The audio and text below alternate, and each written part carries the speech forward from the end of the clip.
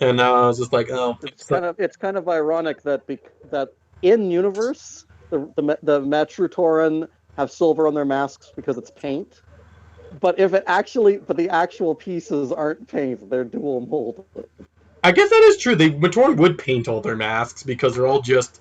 Wait, there's a reason why their masks are silver? The idea is that the powerless masks in Metro Nui, the style was to put some silver paint on top of them. I didn't realize that was ever in the lore. Well, but because they had to explain why did the Matoran have silver in Metro Nui, but they don't have it on Mata Nui. And the idea is, well, after 1,000 years, the paint came off. But the real reason is just the set designers found a cool way to make two-colored masks. And let's be honest, masks in any color would have to be painted. Like the other option is just gray for the fans. But just pretty much every. So you were saying is there's silver paint on top of the regular paint of the mask. Well, I was bringing it up because it's kind of ironic. If they were actually painted in real life, you could try scraping the paint off to get a dark blue mask. That would be really, really cool. It's not actually painted in real life. Unfortunately not. Although I'm now just picturing like a Bonkle mask. Basically, when they first get made of Metro Nui, they just get like dipped into a dye, so like the whole mask gets dyed like whatever color you want, and then you add the silver paint on top.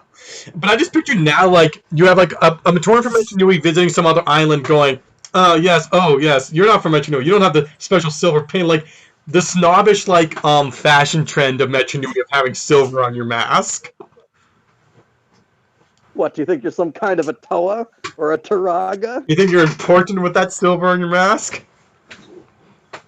Like I say, it was a fashion trend that lasted too long in Metro Nui. Some took it too far, where it had like the paint went all the way down to your chin almost. That moment with Torn were crazy. Vakama has such strong opinions about masks that he was glad that everyone had amnesia, because he's like, first thing we're doing is we're getting rid of the silver paint. So is Vakama now just like really into fashion from Matoran then? I don't know about into it, but has like strong opinions anyway. It's very strong. Very strong opinions. He still doesn't recognize what kind of masks people are wearing. I mean, like, let's take a look at Vakama as both a Toa and as a Turaga. He's kind of a little bit of a dork. So I don't think it's his personal appearance. He doesn't have a sense of style. But he is a mask maker, so he has opinions about the craft. And the craft of mask making should never be sullied by putting an extra layer of paint on top. Paint that's like messy and cheap. It's not even like a good paint job. It's like you dipped it in paint. Yeah. It's like why do I feel like there's that one Matoran?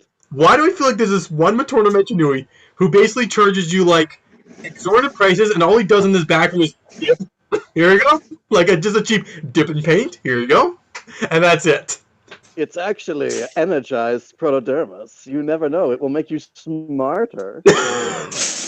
Or Michael, they all put silver on their heads because it acts like they're tinfoil, so they're all a bunch of conspiracy theorists who have the silver on their heads. It protects you from the rays, cosmic rays. No, Paul, that's what the first guy did. The first guy who started this trend was just a nutcase who had like silver protodermis on his mask to keep his brain safe, and then everyone thought it looked cool. Or he died, and everyone thought he was really cool after that. Toa Norik told me it would work. No wonder Nork's got a silver mask. It's just completely covered in that protodermis. He's actually got a dark red mask, but it's covered in aluminum foil. And he talked the rest of his team into painting their armor just to match him. Alrighty, fine, I'll paint my armor, but I'm not going silver. I'm making mine look good.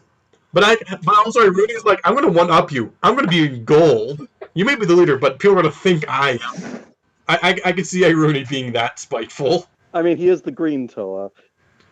There is that little bit of a spiteful, jerky, enviness to them. Showboaty. You look at like a Kongu and like when they first become Toinika, he was so pissed off at You can fly. You can fly. You're a dirt dweller. You do not belong in the air. Also, I saw this meme on Tumblr about so if Kongu could hear everyone's thoughts at every given time, and he couldn't really talk, Velika must have been doing something really like special to keep his mind from being red. And the text was just Velika going ah, basically inside his head, just like yelling inside of it. You don't hide yourself by being quiet. You hide yourself by just making so much noise. So much noise you can't hear it. I mean, more likely not all it is that the great beings just have so much more mental capacity that they can block off their any massive telepathy.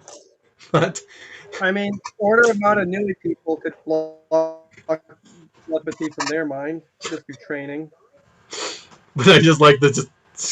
In a way, though, it is less suspicious if you put something up in its place. Because if Congo's just like, wow, that person has no thoughts, but they're clearly doing things, he's gonna get suspicious. But if it's just like, nope, I've listened in and there is like nonsense in there. And to be honest, Velika does talk in nonsense. This guy is. I mean, Velika does talk, and do you know what I'm actually kind of wondering now? What if all great beings talked like Velika? They all talk in such a weird, like, mannerism that, like, or like a weird poetic way that's just like, yeah, no one could understand what a great being's mind is because they're just so they think like Velika speaks.